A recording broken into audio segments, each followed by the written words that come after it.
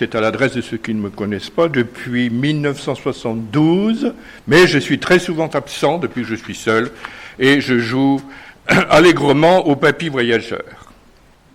D'autre part, en me tenant ici, j'ai l'impression de regarder vers le passé. Mais si je me retourne, j'ai l'avenir derrière moi, comme disait un humoriste. Je veux dire par là que c'est la première fois que je m'adresse à l'assistance dans cette position. C'est-à-dire que l'Église a opéré une rotation à 180 degrés, c'est-à-dire une véritable conversion. Pour une Église, ça n'a rien d'extraordinaire, puisque la conversion est souvent comparée à un demi-tour qui fait passer des ténèbres à la lumière, qui fait passer de la puissance de Satan à Dieu. Mais demeure la conscience qu'annoncer la parole de Dieu est une grande responsabilité. Même après avoir délivré un certain nombre de messages au cours des siècles, enfin, je veux dire, le dernier quart du XXe et le début du XXIe, je pense à chaque fois que la crainte de Dieu est une réalité. Bref, nous allons parler d'autre chose, et de quoi ? De la fête des mères, c'est aujourd'hui, n'est-ce pas ? Vous n'avez pas oublié votre génitrice si elle est encore en vie, hein ? Ce qui engraissera les fleuristes, puisque, paraît-il, c'est le jour de l'année où le chiffre d'affaires est le plus important. Alors, un joli mois de mai 2018, n'est-ce pas ? 5 fêtes, chrétiennes ou païennes, des jours fériés et même des grèves. Alors, cela va ? Vous n'êtes pas trop fatigué ? Dimanche dernier, le calendrier indiquait baptême, au pluriel. Enfin, il indiquait aussi Pentecôte. Et qui dit Pentecôte, des fêtes juives qui étaient célébrées 50 jours après la Pâque. Ça nous rappelle aussi la première Pentecôte célébrée à Jérusalem, au 1er siècle, après la résurrection de Jésus-Christ. Et ce jour-là, les disciples qui étaient réunis furent remplis du Saint-Esprit et ils se mirent à parler en langues étrangères, puisque les Juifs de la diaspora présents à Jérusalem pour cette fête comprirent les paroles qui étaient adressées par les apôtres. Ils les comprirent dans leur langue maternelle. Et il y avait du beau monde, des Juifs qui étaient venus de Rome, de Grèce, d'Asie mineure, du Moyen-Orient, d'Afrique du Nord, etc. Résultat, vous le connaissez, 3000 convertis et baptisés sur le champ le jour même.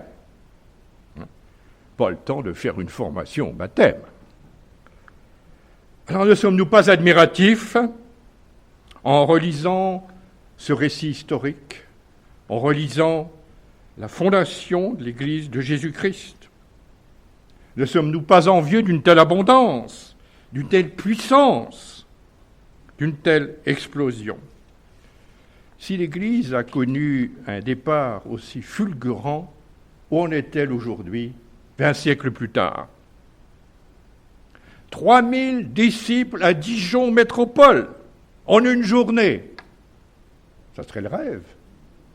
Rien n'est impossible à Dieu. Les disciples de la Pentecôte, acte 2, furent remplis de l'Esprit, c'est-à-dire de l'Esprit Saint. Et nous, frères et sœurs, sommes-nous remplis de l'Esprit? Êtes-vous remplis de l'Esprit? Êtes-vous en pleine forme? Enfin, je veux dire spirituelle. Gonflés à bloc? Ou au contraire, vous sentez-vous faible, fatigué, découragé? Bref, ne reflétant pas la joie du salut. Alors ce matin, nous n'allons pas nous arrêter à la personne du Saint-Esprit, à son action, à son œuvre, mais plutôt considérer l'injonction adressée par l'apôtre Paul aux chrétiens d'Éphèse. Je vous invite donc à lire quelques versets dans l'épître de Paul aux Éphésiens au chapitre 5. Éphésiens chapitre 5, versets 15 à 21. Donc Éphésiens 5, 15, 21. Ce passage suit celui qui précède, forcément, dans lequel étaient énumérés un certain nombre de qualités chrétiennes, des vilains défauts. Prenez donc garde, écrit Paul, afin de vous conduire avec circonspection, non comme des insensés, mais comme des sages. Rachetez le temps car les jours sont mauvais. C'est pourquoi ne soyez pas inconsidérés, mais comprenez quelle est la volonté du Seigneur. Ne vous enivrez pas de vin, c'est de la débauche. Soyez, au contraire, remplis de l'esprit. Entretenez-vous par des psaumes, par des hymnes et par des cantiques spirituels, chantant et célébrant de tout votre cœur les louanges du Seigneur. Rendez continuellement grâce à Dieu le Père pour toutes choses, au nom de notre Seigneur Jésus-Christ, vous soumettant les uns aux autres dans la crainte de Christ. Nous considérons le verset 18. En 4 parties. Première partie, question, ensuite signification, puis application et enfin manifestation. Alors, je ne vous passerai pas d'image. Oh, il y en a une qui est pas mal, là, mais bon, ça changera un peu. De toute façon, la foi vient de ce qu'on entend, elle ne vient pas de ce qu'on voit. Mais je sais que nous sommes sous le siècle de l'image. À l'instar de ces élèves qui, passant devant chez moi en allant au lycée Montchappé, sont pour la plupart rivés sur leur écran d'iPhone, pas de phone, enfin un phone quelconque, et ne regardent pas où il marche. Et ce qui est presque surnaturel, c'est qu'en hiver, il fait encore nuit le matin, eh bien leur visage est illuminé. C'est presque une auréole. Mais enfin, elle est devant et non pas derrière.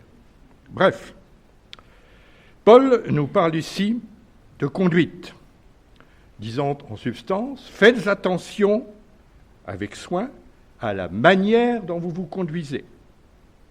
C'est-à-dire, faites attention à vos paroles, à vos actes, et restez en éveil. Et pour nous le faire comprendre, l'apôtre a recours, comme très souvent, à l'opposition, au contraste, à l'antinomie. Ainsi, comme nous venons de le lire, il écrit « Ne soyez pas inconsidérés, mais sages. » Insensés, mais sages, pardon. Ne soyez pas inconsidérés, c'est-à-dire stupides, le beau compliment, mais comprenez, mais connaissez quelle est la volonté de Dieu. Et enfin, notre verset du jour, ne vous enivrez pas de vin, c'est de la débauche, mais soyez au contraire remplis de l'esprit. Alors, première partie, donc une question, j'ai déjà posée, mais enfin, frères et sœurs, êtes-vous remplis de l'esprit ? Qu'allez-vous répondre ? Enfin, ne me répondez pas, je connais déjà la réponse. Non.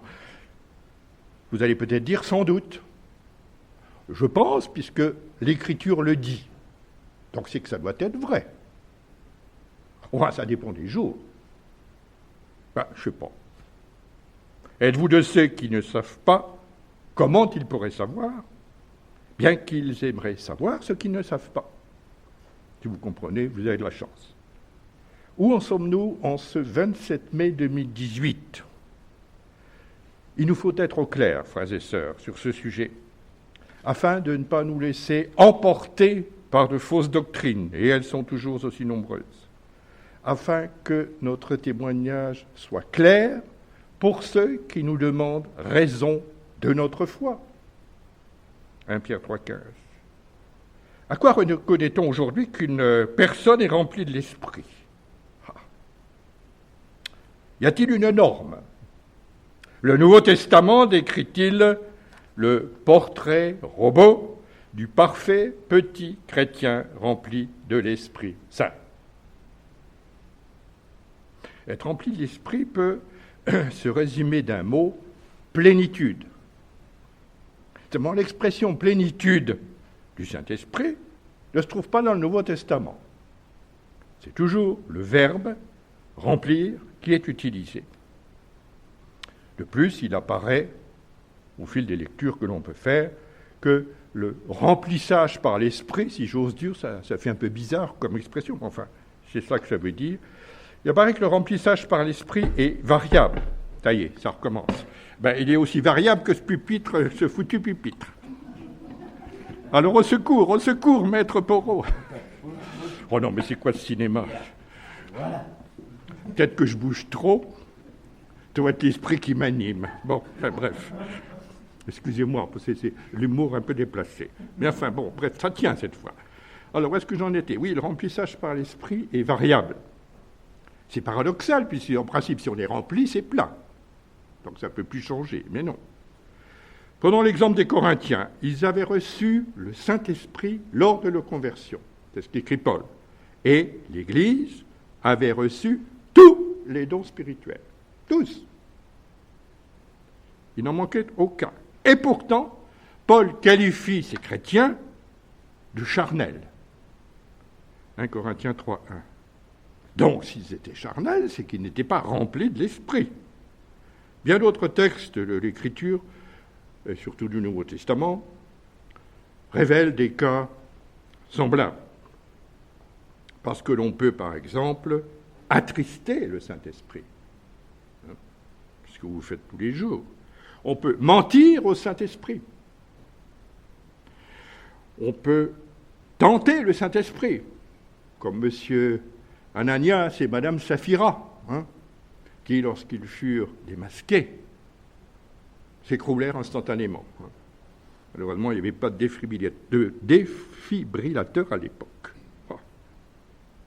Alors, être rempli d'esprit, et il nous faut bien comprendre cela déjà, ce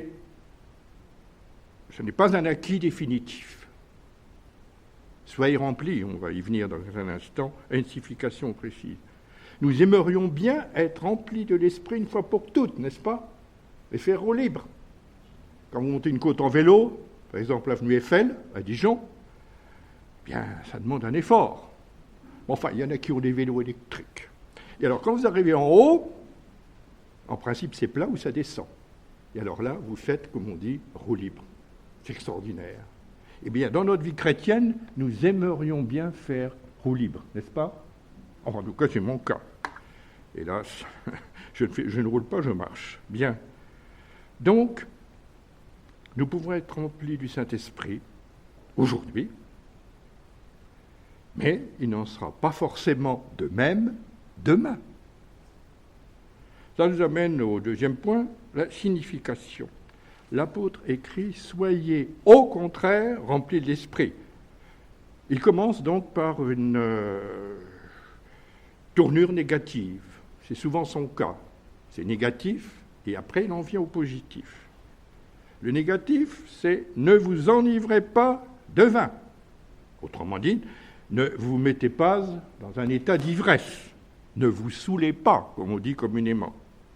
Je pense qu'un bourguignon comprendra ça facilement, lui qui boit sa chopine à chaque repas et qui roule ensuite sous la table. Oh là là, c'est affreux. Et si vous circulez dans le quartier de la République ou de l'avenue du Drapeau, le dimanche de bonne heure, quand vous venez à l'église, vous risquez de voir sur les trottoirs les restes des ivresses nocturnes. L'ivresse est comparée par l'apôtre à de la débauche, c'est-à-dire un dérèglement. Et elle entraîne une joie, mais artificielle, une perte de contrôle au niveau de la coordination motrice, du comportement, de la pensée. Je n'irai pas plus loin, vous avez compris. Mais l'apôtre considère-t-il seulement l'aspect moral de l'ivresse? Peut-être. Mais l'opposition qu'il souligne avec ce « au contraire » va cependant plus loin.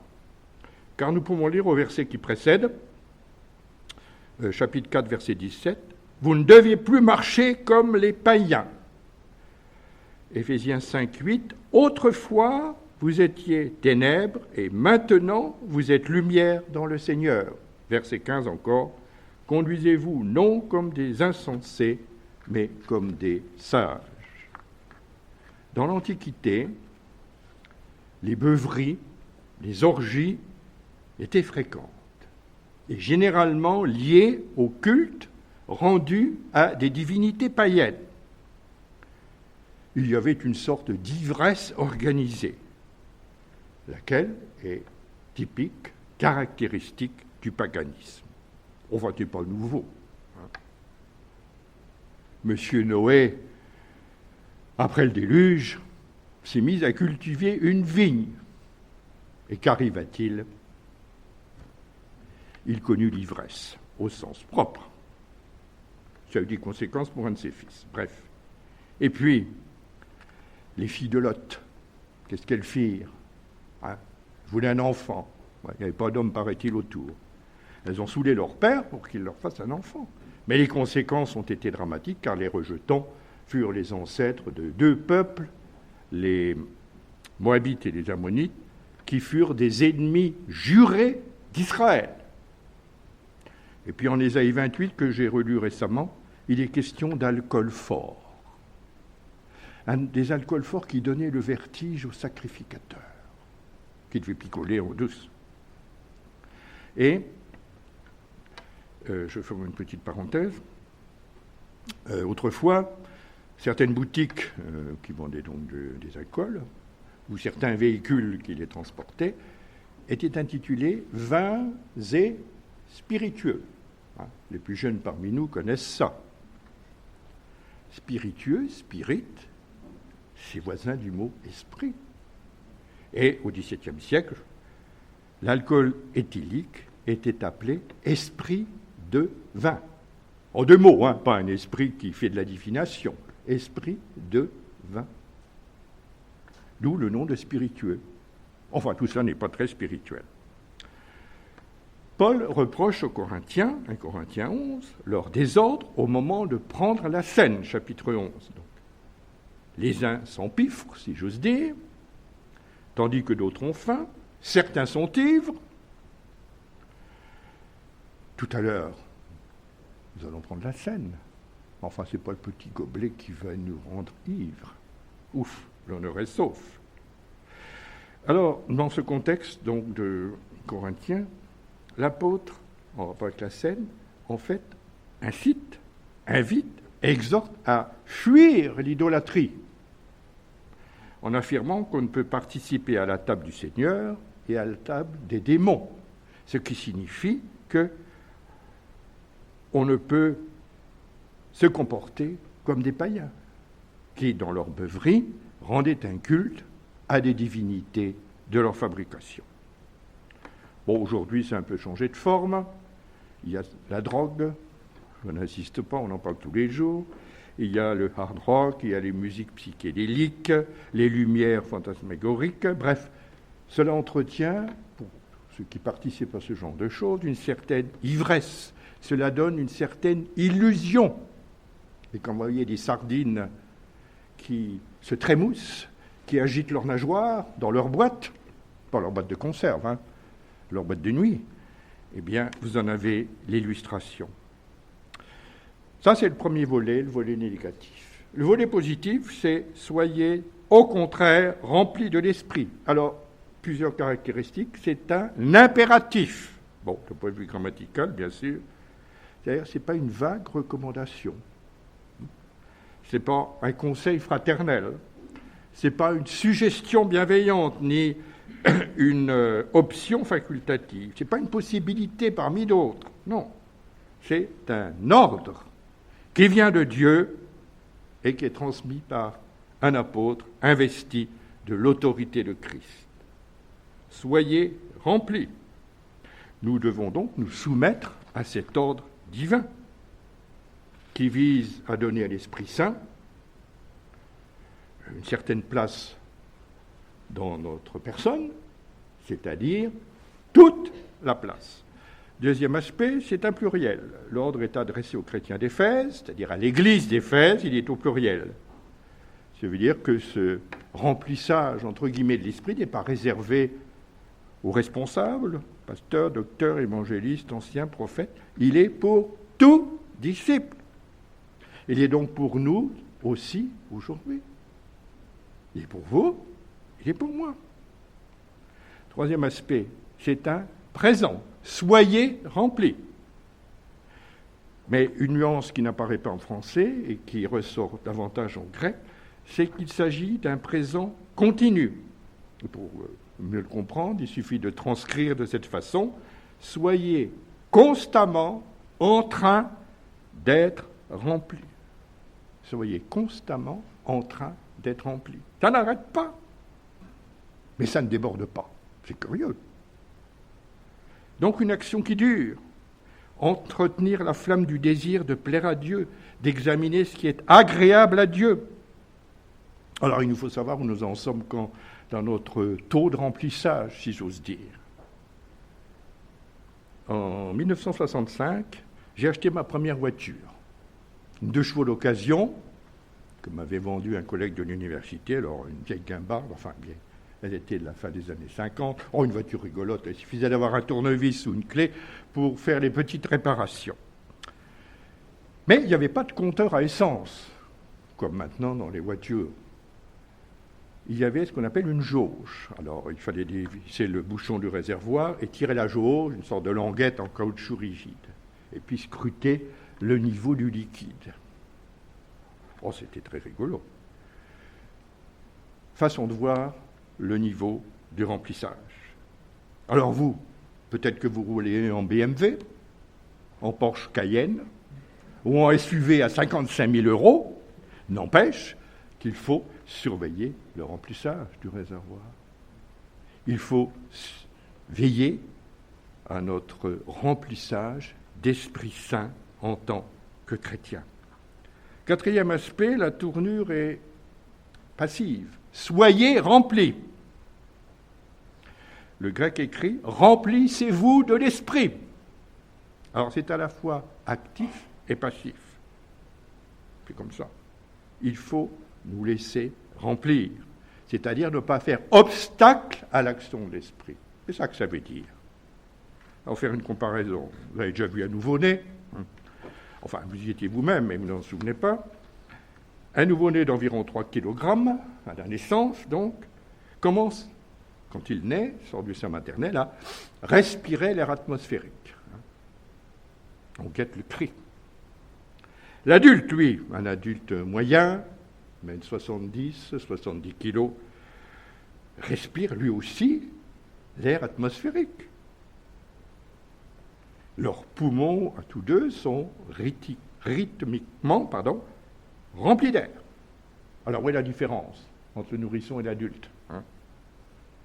Eh bien, la différence réside dans la capacité pulmonaire, c'est-à-dire le volume d'air qui peut être emmagasiné. Elle est plus grande chez l'adulte qui a fait sa croissance que chez le nourrisson, c'est une évidence. Alors, il y en va de même dans la vie spirituelle. D'autant que le mot « esprit » signifie « souffle » dans la Bible. Pneuma, pneumatique, pneumonie. Enfin, on peut faire des variantes. Quand un pneu de voiture crève, que fait-il ? Il expire, comme certaines personnes. Il perd son souffle. Et puis le chauffeur qui installe la roue de secours, il perd lui aussi son souffle.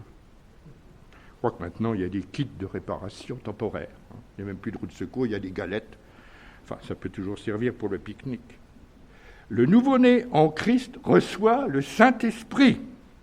Puis, au fur et à mesure de sa croissance spirituelle, il va mieux connaître Dieu, il va se fortifier, il acquérera une capacité plus grande lui permettant d'être rempli de l'Esprit.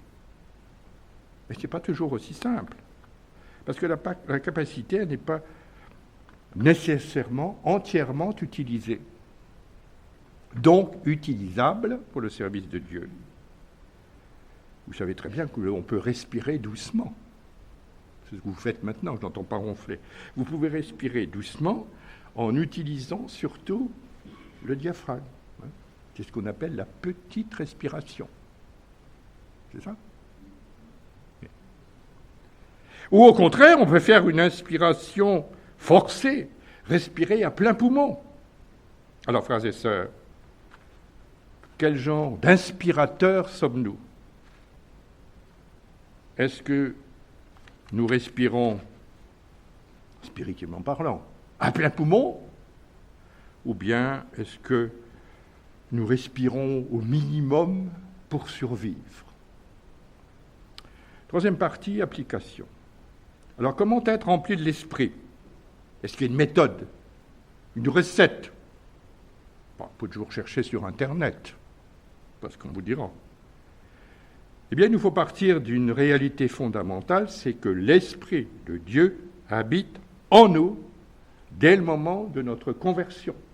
Et, vous précisez, de notre conversion à Dieu. Parce que si vous dites conversion tout court, la plupart du commun des mortels dira « Ah, vous avez changé de religion ». Non, conversion, ce n'est pas ça. Ne savez-vous pas, écrivait Paul aux Corinthiens, que vous êtes le temple de Dieu et que l'Esprit de Dieu habite en vous? Il est là. Et comme il est là, il veut agir. Il veut agir en nous et à travers nous. Mais dans la mesure où nous le laissons agir. Et c'est là qu'est tout le problème. Dans la mesure où nous le laissons prendre le contrôle de notre être intérieur. Être rempli, c'est aussi avoir toujours conscience de la présence de Dieu, du Seigneur. C'est confesser nos péchés. C'est non pas revenir aux œuvres de la chair que nous pratiquions auparavant. Il s'agit d'une soumission constante à l'esprit. Nous ne pouvons pas prétendre dépendre d'une plénitude que nous avons connue dans le passé, ce qui est possible. Après la conversion, généralement, on est plutôt enthousiaste, ardent, et puis parfois, c'est à feu de paille, ce qui n'est pas normal, mais enfin c'est comme ça. On ne peut pas non plus s'attendre à une plénitude à venir, que l'on espère, que l'on demande, parce qu'elle est incertaine. Ce qui importe, c'est de vivre la plénitude présente, aujourd'hui. Ne pensez pas à demain. Demain appartient à Dieu. Enfin, dernière partie, manifestation. Comment va se manifester le fait d'être rempli de l'esprit? Est-ce que nous allons dire à cette montagne, transporte-toi là? Est-ce que vous avez déjà essayé? Moi, je n'ai pas essayé, j'ose pas. Je manque de foi, c'est affreux. Est-ce qu'il faut faire des expériences spéciales, voire mystiques, individuelles, spectaculaires? Vous avez peut-être entendu parler d'un mouvement soi-disant de réveil par le rire. Oh là là. Bénédiction de Toronto, qui a surgi dans une église de cette métropole canadienne en 1994. Alors c'était du délire au sens propre.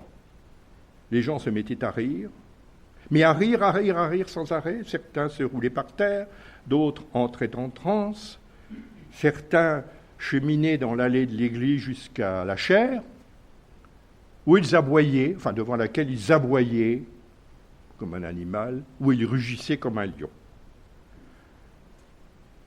Je ne sais pas si les musiciens avaient pensé alors à jouer le carnaval des animaux de Camille Saint-Saëns, mais bon. Ce mouvement, on n'en parle plus guère, mais il y aura certainement d'autres manifestations de ce genre plus tard. Alors Paul met l'accent pour appliquer cette plénitude de l'esprit sur les relations avec Dieu et entre frères et sœurs. Entretenez-vous, rendez continuellement grâce, et puis vous soumettant les uns aux autres, je laisserai ça de côté. Je ne veux pas être trop dur avec vous. De toute façon, ça ne fait pas vraiment partie du passage, ça concerne ce qui suit. Entretenez-vous, parlant les uns aux autres, et aussi chantant des psaumes, des hymnes, des cantiques spirituels. C'est-à-dire que l'Esprit Saint qui nous remplit doit ouvrir notre bouche. C'est pour ça que nous avons lors du culte un moment dit de louange, de prière, où nous avons à ouvrir la bouche pour remercier le Seigneur, pour parler des choses du Seigneur. C'est ça la communion fraternelle aussi. Et puis, célébrer le Seigneur. Du bout des lèvres, de façon inaudible, non, célébrez le Seigneur de tout votre cœur, avec enthousiasme. Troisièmement, rendez grâce à Dieu, de temps à autre. Ça, c'est ce que nous faisons. Non. Rendez grâce continuellement. On a envie de dire jour et nuit. Enfin, c'était l'expérience de Paul, apparemment. Je ne sais pas s'il dormait, mais enfin bon, il rendait grâce sans cesse. Est-ce que nous le faisons? Oui, dans certaines occasions. Pour remercier. Quand nous avons eu un exaucement, donc quand nous sommes au bénéfice d'un événement heureux, lorsque le Seigneur a répondu à notre prière, nous rendons grâce. Lorsque nous avons été guéris d'une maladie, lorsque nous avons retrouvé un travail, ou lorsque nous nous sommes réconciliés avec notre conjoint, qui n'a pas empêché que nous avons acheté de la vaisselle en carton ou en plastique souple. Mais rendre grâce continuellement, c'est aussi le faire indépendamment des circonstances, c'est aussi le faire en se projetant dans l'avenir, c'est-à-dire être reconnaissant pour quelque chose que nous avons demandé à Dieu et que nous sommes convaincus qu'il nous accordera. Pour remercier d'avance, comme l'on dit. C'est une formule dans le monde, mais ici, elle va plus loin. Et puis, être reconnaissant aussi dans la difficulté, dans l'épreuve, être reconnaissant sur un lit de maladie. C'est très facile, n'est-ce pas? Vous avez expérimenté ça sûrement. Être reconnaissant dans le deuil. Et le summum, c'est être reconnaissant dans la persécution. Reconnaissant vis-à-vis de Dieu, alors qu'on est persécuté, sous-entendu, à cause de sa foi. Ça demande une très grande maturité spirituelle, ce n'est pas donné à tous. Enfin, tous ne sont pas persécutés. Rendez grâce à Dieu le Père et rendez grâce au nom de Jésus-Christ, c'est-à-dire en passant par Jésus-Christ, qui est notre intermédiaire. Or, c'est un vaste programme, chers amis, que cette louange, cette reconnaissance, s'entretenir, louer, rendre grâce, ça, c'est typique du remplissage de l'esprit, si j'ose dire. Alors, quel est le critère d'évaluation, de manifestation de l'esprit dans la vie d'un disciple? Eh bien, le critère d'évaluation, c'est l'Écriture, c'est la Bible, c'est la parole de Dieu. Et vous connaissez par cœur ce verset de Galates 5, 22. Le fruit de l'esprit, c'est nanana, etc. Le fruit de l'esprit. Il n'est pas dit les fruits. C'est important. Le mot est singulier. Et on pourrait comparer ce fruit à une orange, je pense que vous aimez les oranges, mais enfin tant pis, qui est constitué de quartiers. Chaque quartier fait partie du fruit. Un quartier n'est pas le fruit. Le fruit, c'est l'ensemble des quartiers. Alors vous tâcherez de trouver, je ne sais pas si c'est possible, une orange qui comporte 9 quartiers. Et si vous mangez une orange la prochaine fois, enfin peut-être à midi, vous allez commencer à détacher des quartiers. Le premier quartier, c'est l'amour. Le deuxième, la joie. Le troisième, la paix, etc., etc. Ensuite, vous respirez bien, vous essayez de digérer, et vous posez cette question, est-ce que je suis rempli de l'esprit? Est-ce que je manifeste le fruit de l'esprit?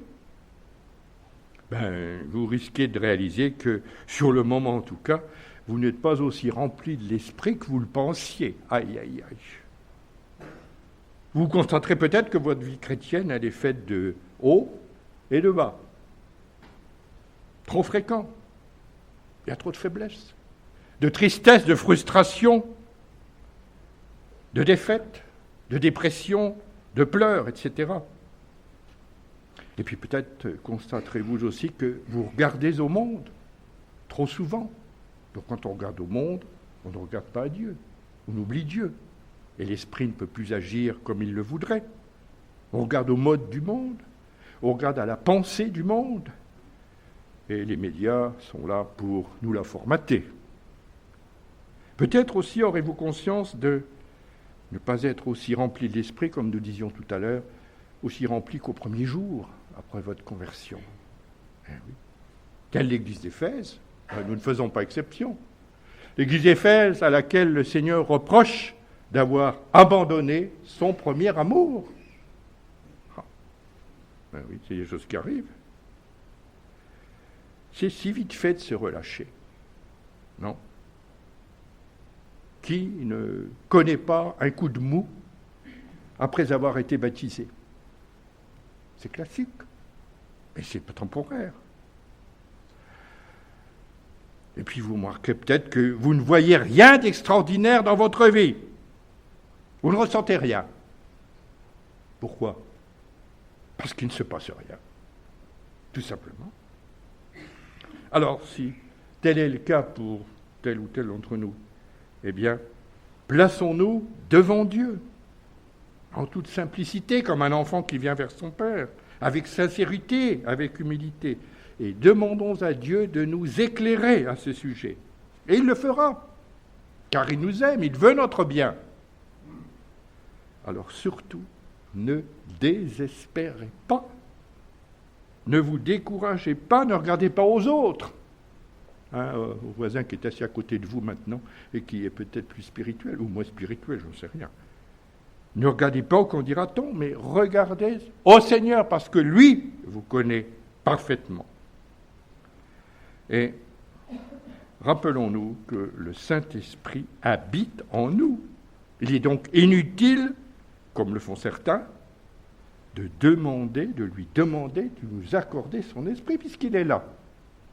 Ça n'a pas de sens de demander quelque chose que l'on possède déjà, n'est-ce pas? Soyez remplis de l'esprit. Laissez l'esprit vous envahir et prendre la direction de votre vie. Pouvons faire une comparaison avant de terminer. Une maison, disons. J'habite un appartement, c'est pareil. Lors de notre conversion à Dieu, eh bien, le Saint-Esprit entre en nous, vient habiter en nous. Il vient occuper notre maison. Bien cela. Alors, il entre, comme par la porte, forcément. C'est pas un voyou. Le vestibule, un couloir, le salon, la salle à manger, la cuisine. Jusque-là, tout va bien. Mais, est-ce que le Saint-Esprit est monté à l'étage? Supposons qu'il y en ait un, mais bon. Dans la chambre à coucher, par exemple, qui est la pièce la plus intime, en tout cas pour la vie conjugale. Ah, c'est moins évident. Notre demeure recèle-t-elle un cabinet secret ou un grenier au trésor? Ah, vous savez plus, vous avez mis la clé, comme par hasard. Notre demeure recèle-t-elle un cabinet, un cabinet secret, je viens de le dire. Est-ce qu'il n'y a pas une pièce que nous refusons, dont nous refusons l'accès au Saint-Esprit? N'y a-t-il pas une chasse gardée, une sorte de musée des souvenirs de notre passé peu glorieux, ça y est, avant notre conversion? Est-ce que ça existe? Donc, être rempli de l'Esprit dépend de nous-mêmes, de notre degré de consécration au Seigneur, d'obéissance au Seigneur. C'est simple, mais c'est difficile. Alors, prier est très bien, mais si nous n'obéissons pas, il ne se passe rien. Puisque nous faisons alors obstacle à l'action de l'Esprit. Alors, en conclusion, être rempli de l'Esprit, ce n'est pas un acquis définitif. Chaque jour, nous devons laisser le plus de place possible à l'Esprit Saint, tout simplement en obéissant au commandement de Dieu, en nous conduisant comme des sages, en rachetant le temps, en comprenant quelle est la volonté de Dieu, en examinant ce qui est agréable à Dieu, en marchant comme des enfants de lumière. C'est une tâche quotidienne. C'est la condition de la bénédiction divine sur notre service, sur notre témoignage, tant individuel que collectif. Alors, plutôt que de rechercher une soi-disant puissance dans notre vie spirituelle, nous y aspirons tous, eh bien, soyons constamment en train d'être remplis par l'Esprit Saint, afin que celui-ci produise en nous les vertus du fruit de l'Esprit. Ça ne sera pas tapageur, ni forcément spectaculaire, mais le Seigneur sera glorifié dans notre vie. Fin.